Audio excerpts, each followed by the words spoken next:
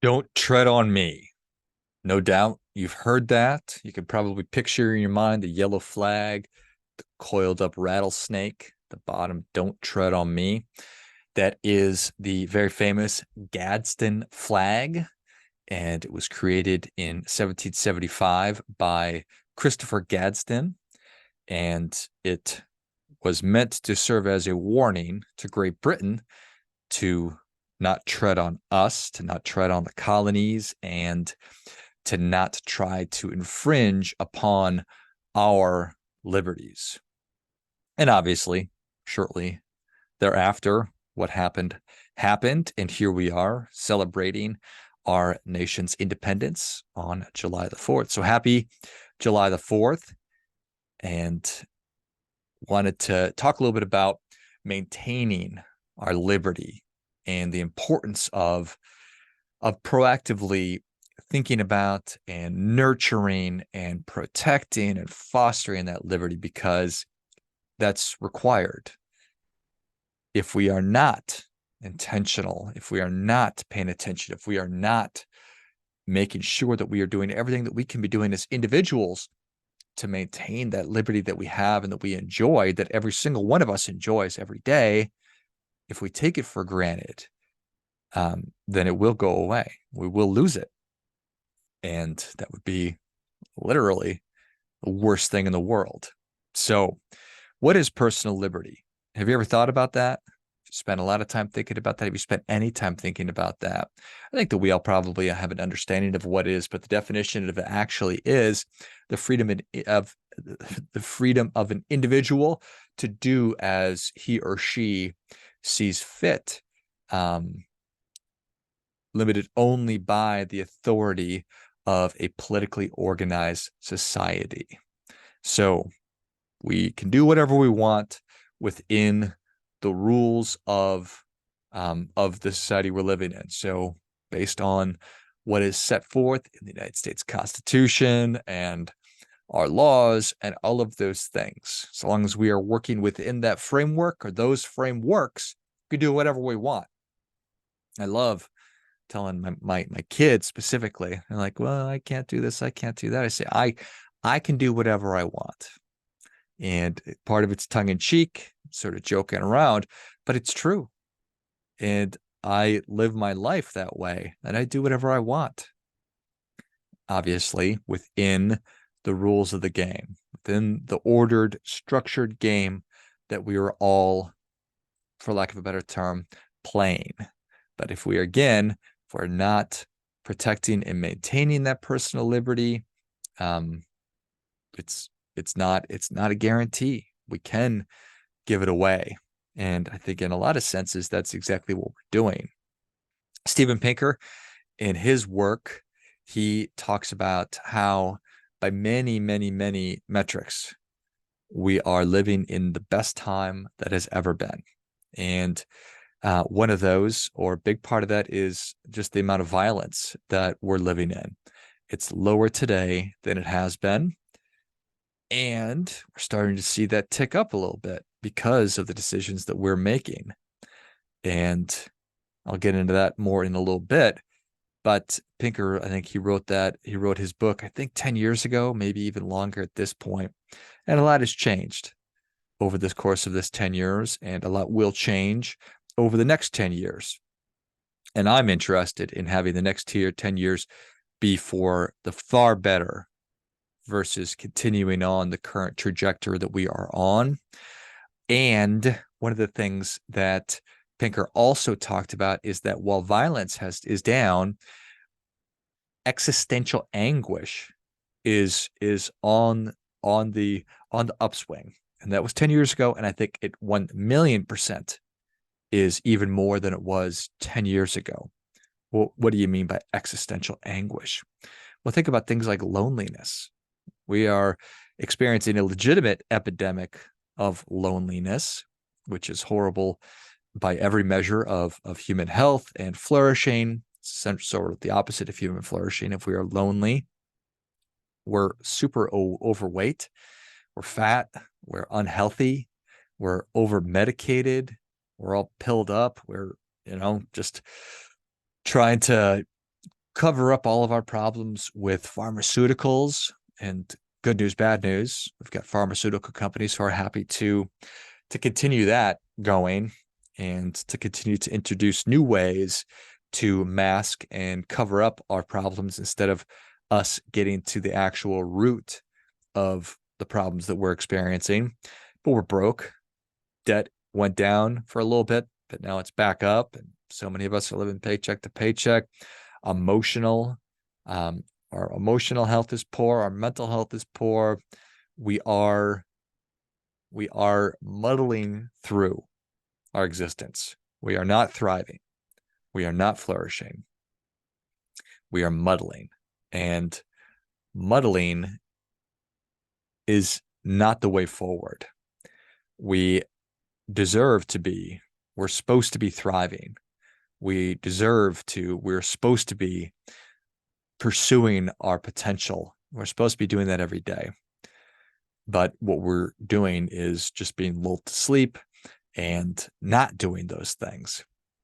I am such a proponent and such an advocate and such a fan of personal agency.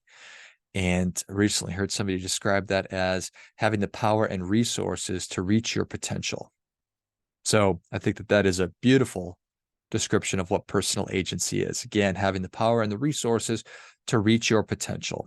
I believe it is our prime directive, our number one thing to realize our ultimate potential. I think that's what we're put on earth to do, whatever that potential may be. It is striving every day to achieve that potential. And as I just talked about, I believe that we're giving that away. We have the opportunity to do whatever we want through our personal liberties. We have the ability to pursue whatever we're interested in, whatever those interests are in service of reaching our potential. If we find that through business or family or arts or politics, whatever, you and I have the ability to go out and pursue whatever our desires are, whatever vision we have for ourselves and our future and for our lives.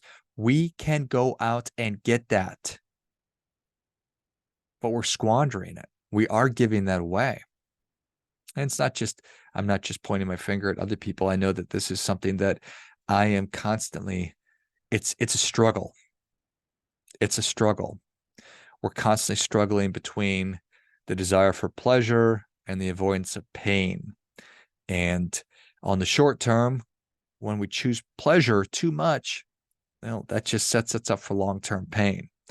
When I'm choosing to pursue comfort over discomfort, that may feel good in the moment, get that dopamine rush or whatever it might be, but we're fucking ourselves over long-term. And I think that we all understand that. But again, not easy. Something I struggle with too. But that's the game right there. Am I aware of what my potential is? Am I aware of my desired future? Am I aware of what these things are? And then am I able to act in a way that is in service of those things?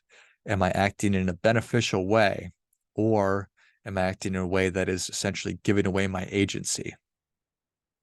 So there's all that. There is, when we look across the broad landscape of, let's just focus on us folks here in the United States of America. When we're focused on the landscape, I sort of highlighted some of the things that we're struggling with, and Steven Pinker talked about this existential anguish that we're experiencing. That was 10 years ago. Now it's even worse today. When we give it away as individuals, there's a void. When I abdicate my responsibility, there's a void. And what steps in to fill those voids? Is it good? I don't think that it ever has been good. Where responsibility has been abdicated, that's when bad stuff happens. And I think that we're seeing that. I think that we are seeing that. And this is the whole purpose of Don't Tread on Me. And it's not coming from Great Britain this time. It's coming from companies, it's coming from governments, it's coming from, think about it like this. Either we solve the problem from the bottom up, which is you and I becoming the best possible versions of ourselves and making ourselves as strong as we possibly can be and as successful as we possibly can be, or it's going to come from the top down. It's going to come from people, things, entities, whatever, who know what's best for you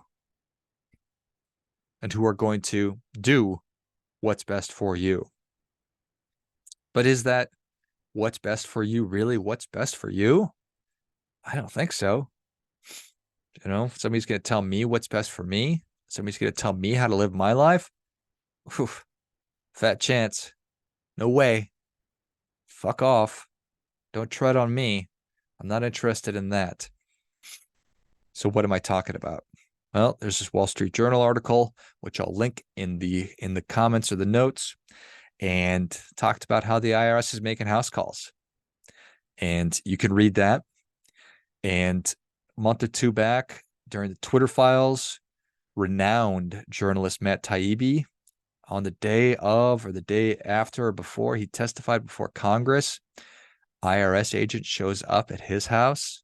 Whew, I think that's a scary thing. And so that's one example. It came out, I think, in 17 or 18. I'm going to get these two mixed up because it was in 17 or 18 and 18 that these two things happened. One was the Pfizer CEO talking at Davos, and he was referring to another pharmaceutical companies. But does that really matter? Their technology that when the pill is ingested, it allows the authorities. It tells them that yes, George took his pill, so he's following his protocol. And this fella, the quote is, "Imagine the compliance." And now it's out of context, and this, that, and the other thing, but you get the idea. And then either 2017 or 2018, BlackRock CEO talked about how we need to force change. And I want to make sure that I get that right. Forced behavior. We need to force behavior. And it was all in context of DEI and different initiatives like that. So you look at what's going on with those things, and then obviously with different mandates that we've been living through. And maybe you think that that's great. Maybe you think that everything that I just said is great. And if you think that that's great, then you're probably not listening anymore. So I'm not talking to you anymore. But I don't think that that's great. Again, stay out of my way. I know how to live my life better than you know how to live my life. So, but the thing is, either we are going to be fixing this from the bottom up, or it's going to be coming from the top down. We're seeing it everywhere. So how do we do it? Well, I think that the way forward is several things. We need to stop being victims.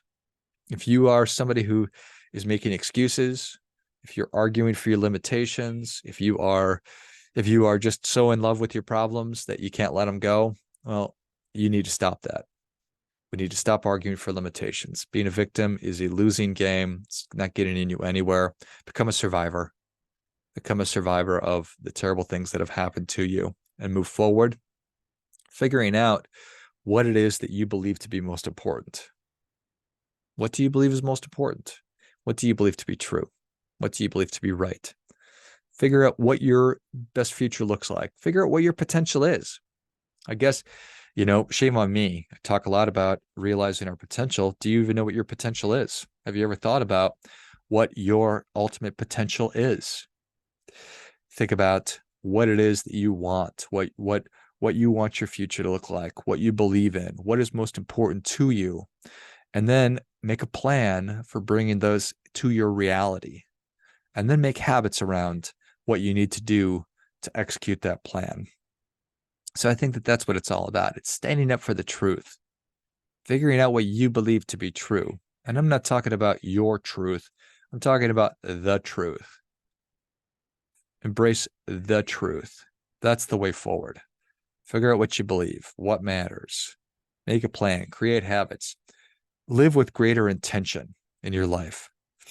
The wonderful Ben Franklin, the amazing Ben Franklin, said, "Those who would give up essential liberty to purchase a little temporary safety deserve neither liberty nor safety."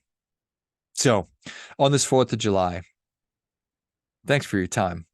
On this 4th of July, make your declaration. Don't tread on me.